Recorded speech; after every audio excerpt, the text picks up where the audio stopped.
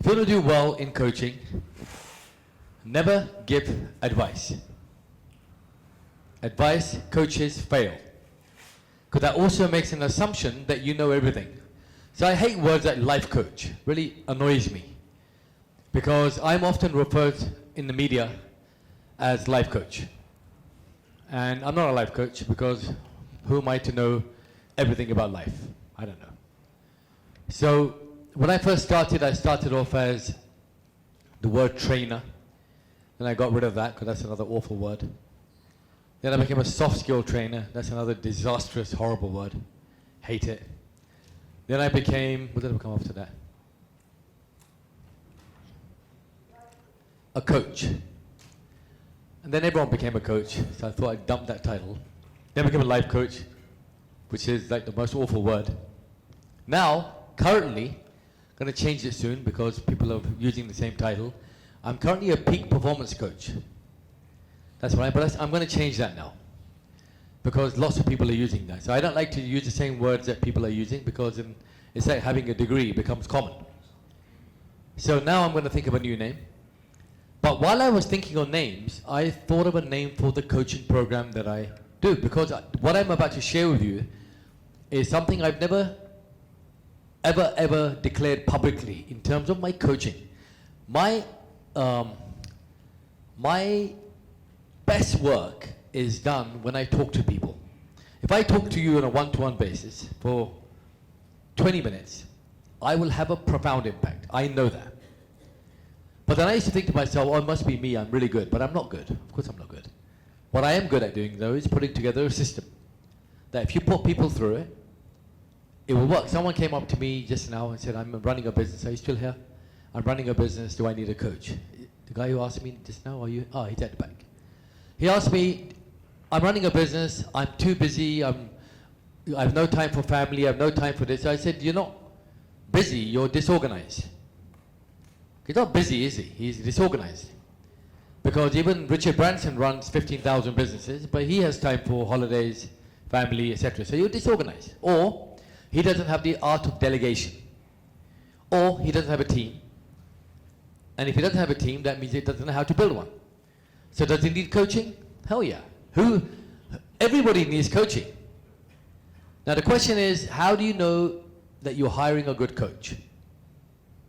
That's the first question I would ask myself. If I was to hire a coach today, what would I base my hiring upon? Any answers?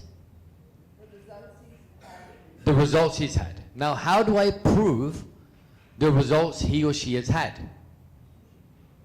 How do I prove it? Or how does he prove it, or she prove it? Testimonials. Can we put on the, I'll just give you an example. Testimonials. So we could go this way. I'll show you a video in a second. We could go this way and tell me how credible this is. Because testimonials even, they're not so credible because I could make them up, right? Irfan came on stage just now. I could have paid him to be here. I could have. Of course you can tell the difference. But that still for me isn't credible enough. Because most testimonials are written by me, meaning that it's my company or my people. It's like someone gives me a reference on a resume or biodata. I laugh my head off because they're not going to give me a bad reference, are they? They're always going to give references of people who are good. So when someone says, I can give you a reference, I said, no, I'll find out my reference myself. Because how many of you have got a biodata or a CV or something like that? How many of you have given a bad reference? No. It's a dumb thing. I hate resumes. Because resumes, you show all of your best qualities. And when you meet a person, you can test them out. So the question is, how do I know I've hired a good coach? All of the answers you said are perfect. Results, testimonials. Okay, talk to him. But talk to him, and if you vibe like this, that is the one. But what if your vibes are wrong? It's going to cost you a lot of money. And coaches are not cheap. And if they are cheap, they're probably rubbish. It's a bit of a catch-22. So I rather find a way to prove that the person is good. So in a nutshell, the proof has to come from external. Yeah. Case studies. But then I can put my own case studies in if I want. Yeah, but then the question is, if I find you online, I'm not going to go through the effort of contacting people. We're living in an instant gratification world today, unfortunately. So if I see you online, first of all, I'm not going to read a case study. No one has the time anymore.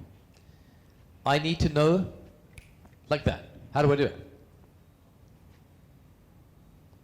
Because you know one of the biggest questions in this room right now is, if I'm a coach, why will people pay me? I'm new. I don't have years of experience, or I may not have the credibility yet. She's 12 years old. Would people pay her to do coaching? Yes.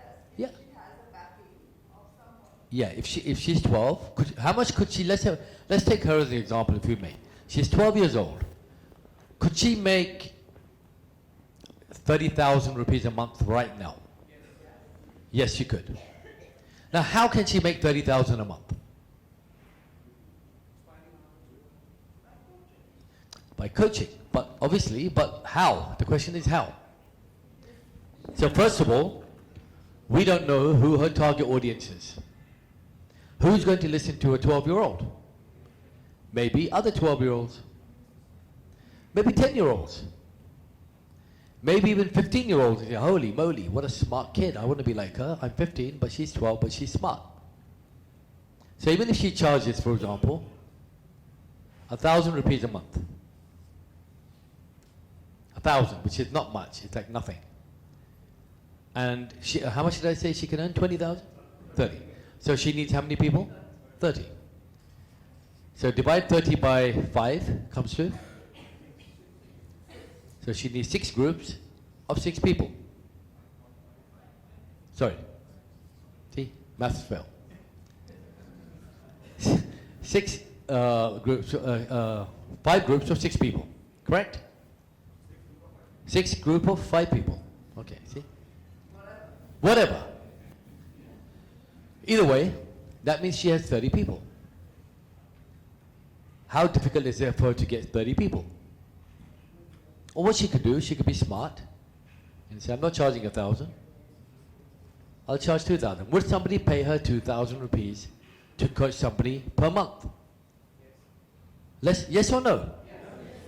Why would they pay her? But how does she prove that? Backing, okay, but the backing means, that could be one way. Her life? No. Certified? Yeah, certified, I mean, see, certified is good. Let me just quickly talk to you about certification. If you've been to my programs before, watched my videos, you will know that I'm totally anti-certification. I hate it. And let me explain to you why I hate certification. To me, I have lots of certification. I've got like probably 50 certified certificates in my wallet, in my cupboard. But see, for most people, certification is like carrying a Gucci handbag or a Chanel handbag or wearing a Boss suit or an Armani suit. If I'm carrying the handbag so that people know that I'm rich, then I have a problem with that. If I'm wearing my Armani suit so I can take my jacket off slowly and you can see the label while I take it off, I have a problem with that. Or if I have a Rolex watch and I say, how are you doing? Then I have a problem with that, because certification is for who? For others or for me? It's for me. It's not for you. It's for me to know that I have gone through a course and I have now certified myself. It's not for me to prove to you that I'm good, because if I need to prove to you I'm good, that means I must not be very good. See, certification is an individual thing. I want to be certified for me to know that I've completed a course, not for me to show you that I'm good enough. Because as a coach, you must be good enough. But most people say, if I get certified, I can come up to Nawaz and say, Nawaz, look, I've got this certification and this certification, this certification. That means I'm good. And if you, it means you're not confident.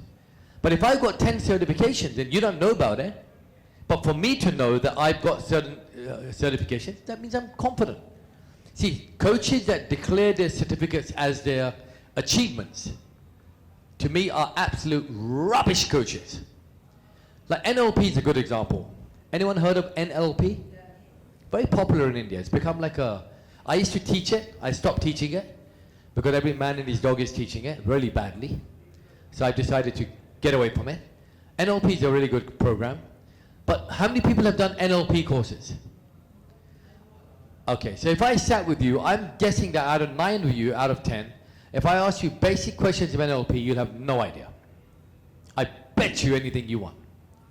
Why is that? Because you've got the knowledge, they gave you the certificate, and now you think you're a practitioner. I don't believe that. So if you have it, it's for yourself. So I do agree, even I give certification. But who's it for? For you. I've completed the course, not for me to show off. Now, if people happen to see your certificates, and you say, oh, you got a certificate? Yeah, I got one. But it doesn't mean, look, I'm really good. You know why I'm good? Because this certifier told me I'm good. Now that I'm stamped, I'm approved, I'm labeled, I'm good. I don't buy that. In fact, I'll tell you the opposite. The most certified coaches in the world are broke. The more certified you are, the more the probability you will never, ever, ever, ever make money, because you go out of being a human being into being a robot.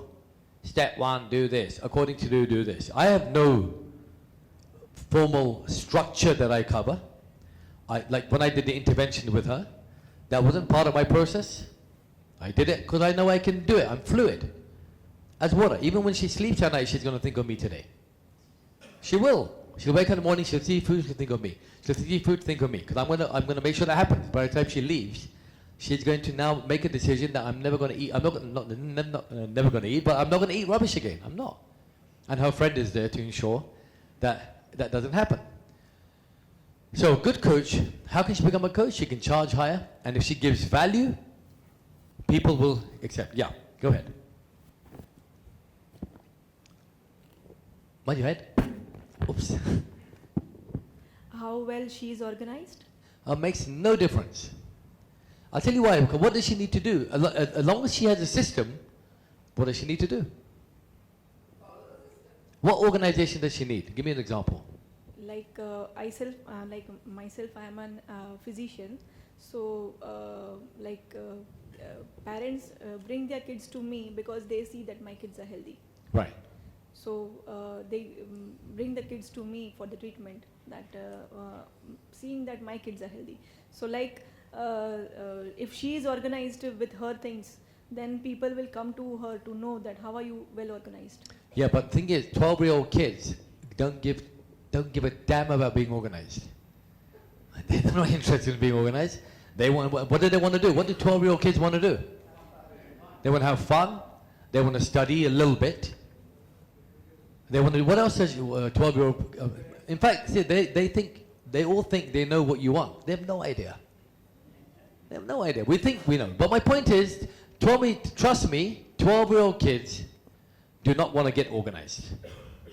And the parents want them to get organized. Actually, I don't exactly mean organized, but whatsoever of her age, they want, if she is having with her, then they will be attracted towards her. Correct. So so basically, for example, I like playing Xbox video games. I still play. And younger people like playing Xbox. If she did a coaching program, maybe not her, maybe if it's a young boy mainly, he could do a coaching program on how to lead an extraordinary life by playing video games. Of course, a coaching program will be packed. So the point I'm trying to make is, even a young girl like her can make 2,000 rupees a month. I'll show you in a second how. 20,000 or 30,000 a month. Easily. Even if she didn't make 30 and she made 10,000 a month. That's not bad for a 12-year-old kid. Is that good? She'll think 10 grand a month, that's the lottery for me. Yeah, she could. And she could invest it from now. By the time she's 20, she'll have like a huge bank account. She'll go to school in a Ferrari. everyone will say, wow, where the hell did you get that? I earned it myself, I'm a coach.